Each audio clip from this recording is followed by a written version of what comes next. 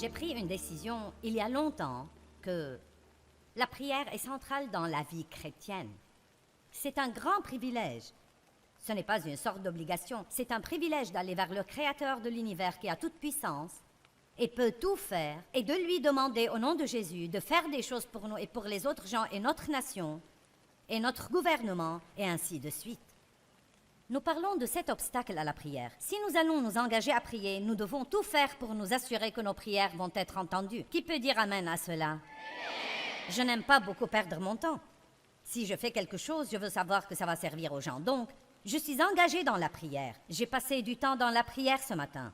Prier pour nos partenaires et pour la réunion, prier pour moi-même et pour mon mari, prier pour nos enfants, prier pour nos collaborateurs en Christ, prier et prier et prier. Donc je veux savoir que mes prières fonctionnent.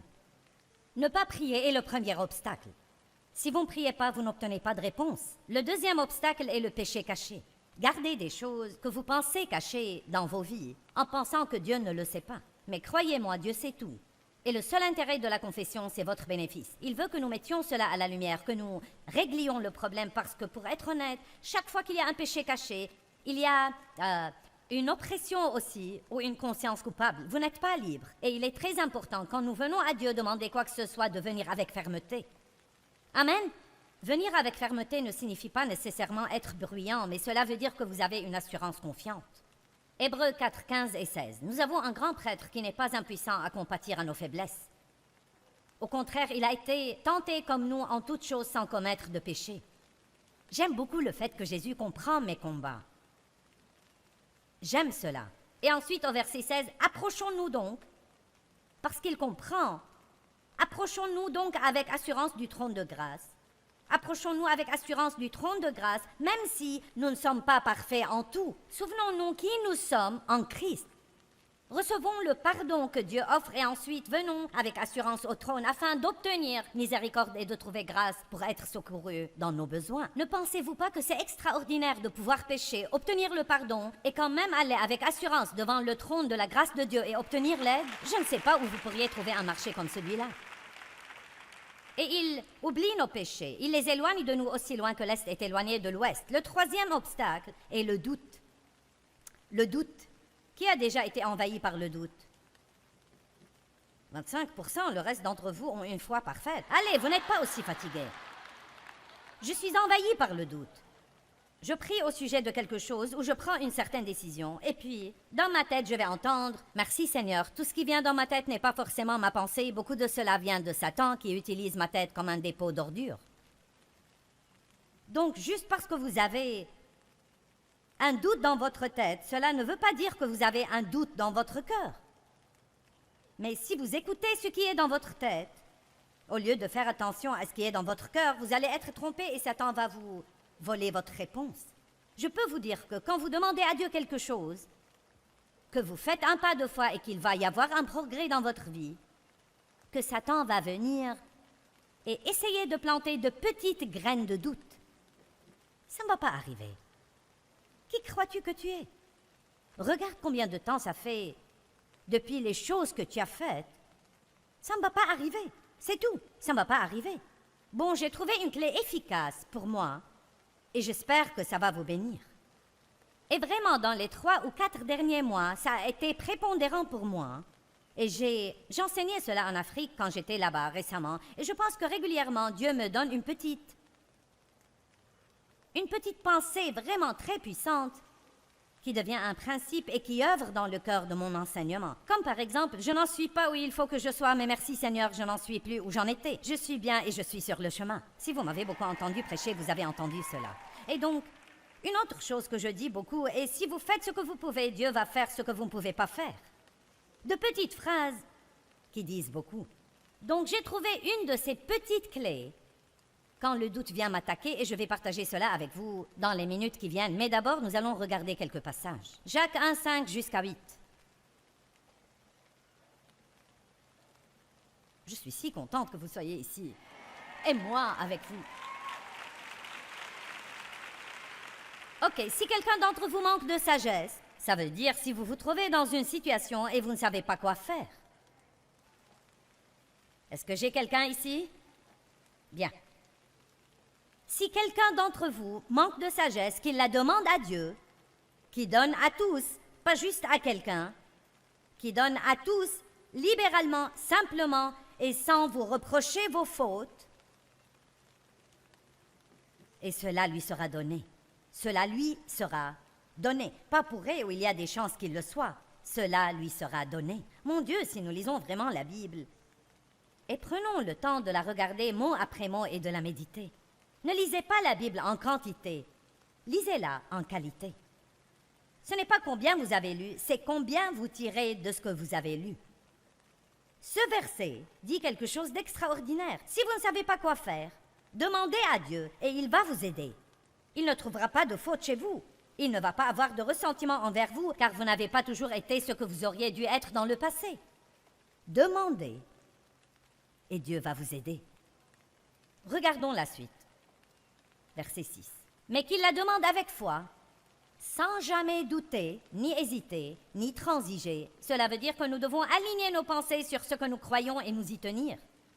Ne pas changer nos pensées et être indécis. Une minute, je pense que je crois, et la minute d'après, je pense que je ne crois pas. Je crois que c'est ce que je veux que Dieu fasse. Non, je ne sais pas si c'est ce que je veux que Dieu fasse. Car celui qui doute est semblable au flot de la mer agité et poussé d'un côté et de l'autre et ballotté par le vent. Qu'un tel homme ne s'imagine pas qu'il recevra quelque chose qu'il demande du Seigneur. Pourquoi? Parce que ce doute devient une route barrée. J'ai prié avec foi et j'ai fait sortir ma prière. Et maintenant, même si Dieu envoie une réponse, elle ne va pas entrer parce que la route est fermée. Vous dites, dis-moi vite. Quelle est la réponse? Dans une minute, mais je veux que tu aies faim de cette réponse. Marc 11, 23. C'est si simple que c'en est effrayant. Je vous le dis en vérité.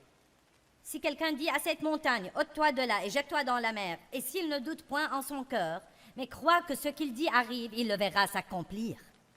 Ça serait une formidable occasion de faire une série sur la bouche, mais impossible aujourd'hui. C'est pourquoi je vous dis, tout ce que vous demandez en priant, soyez confiants et assurés, et croyez que vous l'avez reçu et vous le verrez s'accomplir. Vous voyez, quand on prie pour quelque chose, on ne l'obtient pas immédiatement.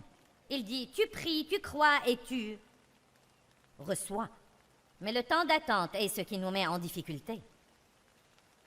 Si nous avions immédiatement un résultat quand nous prions, personne n'aurait de problème.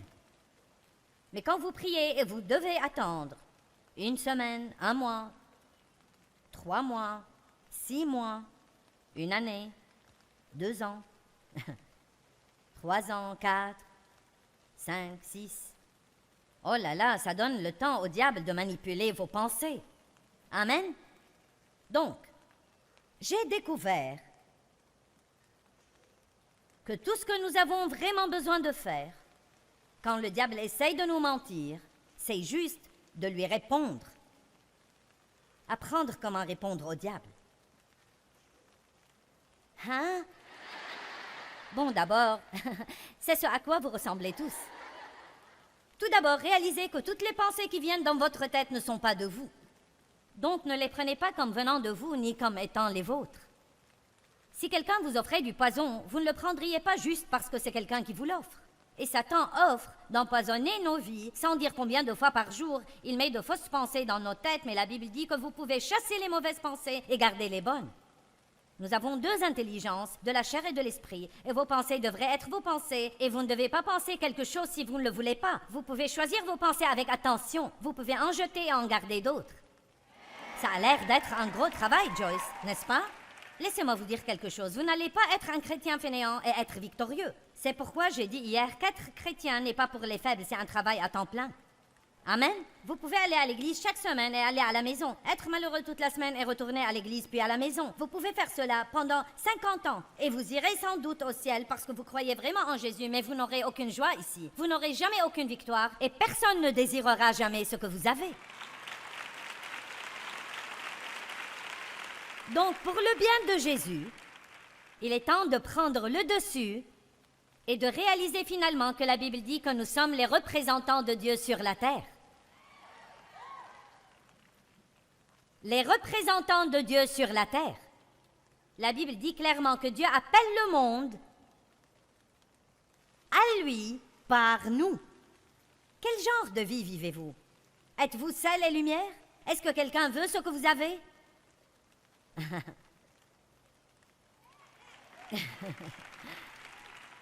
Je vous laisse avec cette pensée.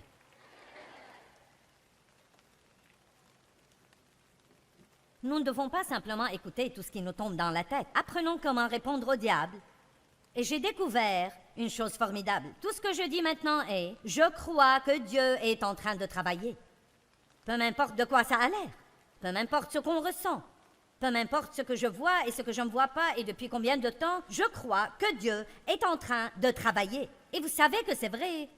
Quand vous voyez un résultat, c'est le résultat de ce que Dieu faisait alors qu'il était en train de travailler et que nous ne le voyons pas. Et donc actuellement, alors que vous êtes ici dans cette conférence, si vous avez cru en Dieu et que vous ne doutez pas, Dieu travaille. Il travaille sur vos enfants et sur votre époux pour qui vous avez prié. Il travaille sur vous car vous lui avez demandé de travailler en vous. Et alors le diable dit, bon, mais tu ne changes pas, tu te comportes mal. Vous lui dites, Dieu travaille en moi. Peu m'importe de quoi ça a l'air, Dieu est en train de travailler en moi. Et c'est ainsi que vous gardez votre foi. Vous ne restez pas juste. C'est très difficile, la foi est si difficile. Je veux dire, je prie et j'essaye de croire en Dieu et puis j'ai tous ces doutes. Tout ce que nous faisons, c'est être d'accord avec le diable. Allez, faites-vous entendre. Dites-le à voix haute. Je crois que Dieu est en train de travailler et peu m'importe, ça m'est égal que vous deviez le dire 200 fois par jour. Prenez la décision que vous allez agir comme un guerrier, plus que victorieux, et vous n'allez plus vous laisser abattre ni accepter de prendre tout ce que le diable vous jette. La Bible dit, si vous demandez en mon nom, vous recevrez. Quand nous prions pour des choses qui concernent d'autres gens, je pense que c'est ce qui prend le plus de temps parce que Dieu ne va pas ignorer la volonté de quelqu'un d'autre et leur faire faire quelque chose juste parce que nous le voudrions. Mais je vous dis une chose, il va les mettre sur écoute nuit et jour. Et je pense que parfois nous devons juste prier pour savoir comment prier pour quelqu'un. Ne commencez pas juste à prier pour quelqu'un selon votre volonté. Comme par exemple, je veux dire, disons juste que vous connaissez quelqu'un qui a un surpoids excessif et vous savez que ça le gêne et vous voulez l'aider. Donc, nous pouvons juste dire, oh Dieu, aide-les à perdre du poids. Aide-les, Seigneur. Comme si ça allait juste tomber d'eux. Mais le fait est qu'ils vont perdre du poids quand ils auront un désir suffisamment fort pour faire ce qu'il faut pour perdre du poids. Donc maintenant, je prie que Dieu donne aux gens un désir et une volonté suffisamment forts pour faire ce qui est juste et qu'ils ne renoncent pas quand ça devient difficile. Il faut que nous arrêtions de demander à Dieu de tout faire pour nous et réaliser qu'il nous donne la force de faire ce qu'il y a à faire. Vous m'entendez? Dieu nous donne la force de faire ce qu'il y a à faire. Donc nous ne voulons pas seulement prier « Oh Dieu, sors-moi de mes dettes ». Dieu, j'ai vécu comme un malade financièrement, maintenant sors-moi de mes dettes. Non, nous disons Dieu, quand je dois aller faire des courses et que je vais être en ville, si je peux ne pas y aller, parce que j'ai déjà prouvé que je n'agis pas bien quand je vais faire du shopping.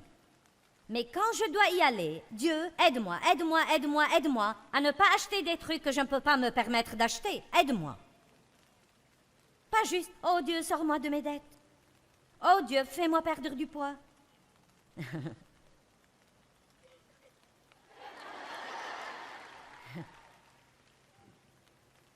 Et peu importe ce à quoi ça ressemble, comme... Vous savez, il y a des gens que j'aime qui... Je veux dire, j'ai 4 enfants et 10 petits-enfants, et donc, bien sûr, parmi eux, il y a des gens qui ont des besoins dans leur vie. Et je prie régulièrement différentes choses pour mes enfants et mes petits-enfants. Et pour certains, il apparaît que je prie et ça arrive très vite, et puis pour d'autres, c'est comme, est-ce que ça va vraiment? Est-ce que ça va jamais changer? Mais chaque fois que cette pensée vient dans mon esprit, ça ne va jamais changer. Je dis, je crois que Dieu travaille et je nomme la personne. Je sais que Dieu travaille. Écoutez-moi bien. Je pense que cela rend Dieu le Père comme, ouais. Il croit toujours. Oui. Dites, je crois que Dieu travaille. Pouvez-vous déjà avoir un petit indice de comment ça va vous aider à ne pas baisser les bras en pensant « Eh bien, ça ne va jamais marcher, rien ne va jamais marcher. Je crois que Dieu travaille. » Allons à 2 Corinthiens 4.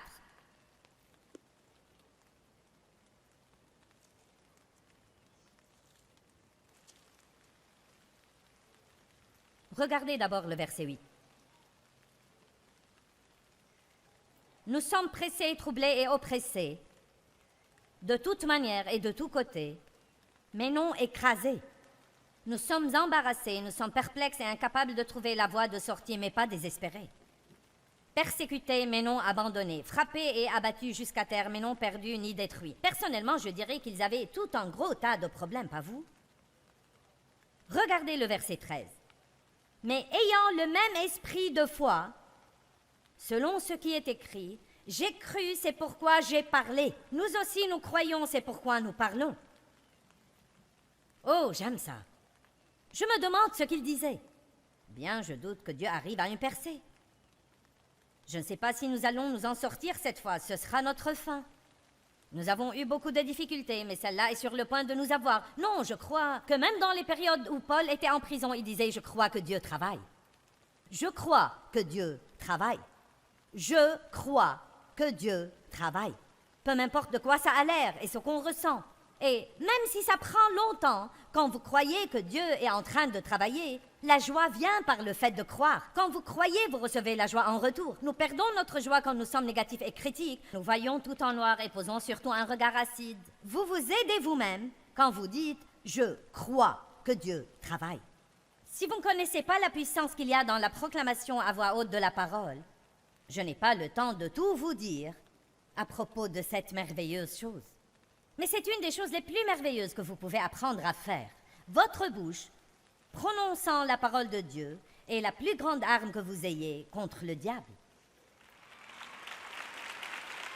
Ne laissez pas le diable utiliser votre bouche. Vous utilisez votre bouche contre le diable. Amen. La Bible dit que les anges écoutent avec attention la parole. Ils n'écoutent pas nos plaintes, ils n'écoutent pas nos murmures et nos ronchonnements. Ils n'écoutent pas ce que nous disons de notre incapacité à tenir une semaine de plus si Dieu n'intervient pas. Ils écoutent la parole de Dieu. Et je crois que chaque fois que nous disons « Je crois que Dieu est en train de travailler », dès maintenant, Dieu travaille dans ma vie. Toute la journée, Dieu travaille dans ma vie. Et je vais voir le résultat de ce que Dieu fait. Parce que vous voyez, Dieu travaille en secret. Et puis, il amène les choses au grand jour. La foi va dans le royaume spirituel et amène ces choses qui sont déjà là, où on peut les voir. Qu'est-il écrit en Matthieu 11? Si vous croyez, cela vous sera accordé. Il n'est pas dit quand cela arrivera, mais il est dit que cela vous sera accordé. Dites, je crois que Dieu travaille. Il faut être prudent concernant le doute. J'ai eu des problèmes avec le doute et nous passons tous par des problèmes, mais je crois, au moins pour moi, et j'espère que le fait que j'ai trouvé une clé vous sert. C'est un secret spirituel qui va m'aider à me battre contre le doute, et cependant c'est très très simple. Chaque fois que le doute vient dans mes pensées concernant quelque chose pour lequel je prie et je demande à Dieu d'agir et que le diable me fait penser que je pourrais oublier, que ça n'arrivera pas, je dis tout simplement et à voix haute, je crois que Dieu travaille dans cette situation. Pouvons-nous le répéter? Je crois que Dieu travaille. Je crois que Dieu travaille en Johnny. Je crois que Dieu travaille en Mary. Je crois également que Dieu travaille dans mes finances. Je crois que Dieu travaille dans mon corps malade. Il me guérit maintenant. Je crois vraiment que Dieu travaille. Il est en train de m'aider à surmonter mon passé. Je crois que Dieu travaille. Amen. Vous dites assez et le diable va vous laisser tranquille et aller chez quelqu'un qui l'écoutera. Je pense qu'il est important pour nous de réaliser que c'est un privilège que Dieu nous a donné de demander des choses en son nom. Bien, je veux dire, c'est juste... C'est incroyable. C'est comme... Ça mériterait que nous prenions une journée pour y penser. Quel privilège! Donc sûrement, nous voulons être sûrs que ces autres choses soient en ordre afin que nous obtenions les réponses que Dieu veut nous donner. Égoïsme. Dieu ne répond pas aux prières égoïstes, égocentriques, qui sont le fruit de mauvaises motivations. Marc 8, 34 nous dit combien c'est important que nous laissions Dieu nous délivrer de notre égoïsme, appelant à lui la foule en même temps que ses disciples. Imaginez la scène. Jésus est debout, peut-être, sur un rocher, prêchant aux gens dans un champ. Et il dit, regardez, si vous voulez me suivre, reniez-vous vous-même, oubliez-vous, ignorez-vous, daignez-vous connaître vous-même, perdez-vous de vue, vous et tous vos intérêts propres. Bon, ça n'a pas l'air très drôle. Qu'il prenne sa croix et se joigne à moi comme disciple et adhère à mon parti, qu'il s'attache à moi continuellement en se collant à moi. Ce passage met la confusion dans la tête des gens parce que ça n'a pas vraiment l'air amusant. Oubliez-vous vous-même, perdez-vous de vue. Mais l'idée, c'est très simplement que si nous arrêtons de prendre soin de nous-mêmes, alors Dieu va le faire. Et laissez-moi vous dire qu'il va faire un bien meilleur travail que ce qu'aucun de nous ne fera jamais. Dieu peut obtenir pour vous plus en un seul moment que vous ne sauriez le faire dans une vie entière. Dieu peut vous donner plus de joie intérieure que ce que vous pourrez acheter ou que ce soit. Mets ta joie dans le Seigneur et il comblera les désirs de ton cœur. Soumets-lui tes voies et il les fera réussir. Comment se fait-il que, quand vous avez un problème sérieux, ou quand j'ai eu un problème sérieux plusieurs fois, même si j'ai pu aider d'autres personnes dans leurs problèmes, je ne peux m'aider moi-même. Oubliez-vous, arrêtez de prendre soin de vous-même. Pourquoi ne prenez-vous pas votre retraite du soin de soi et ne fêtez-vous pas cette retraite? Maintenant, ne prenez pas ce que je dis de manière déséquilibrée. Je ne dis pas de ne pas prendre soin de vous ou de ne pas investir en vous-même. Je ne dis pas de ne pas faire des choses pour soi-même. Je dis de ne pas être une personne égoïste centrée sur elle-même ou tout dans votre vie est à votre sujet. Et la façon dont vous pouvez le savoir est simplement en vous demandant « Qu'est-ce que je fais qui rend la vie de quelqu'un d'autre meilleure ?»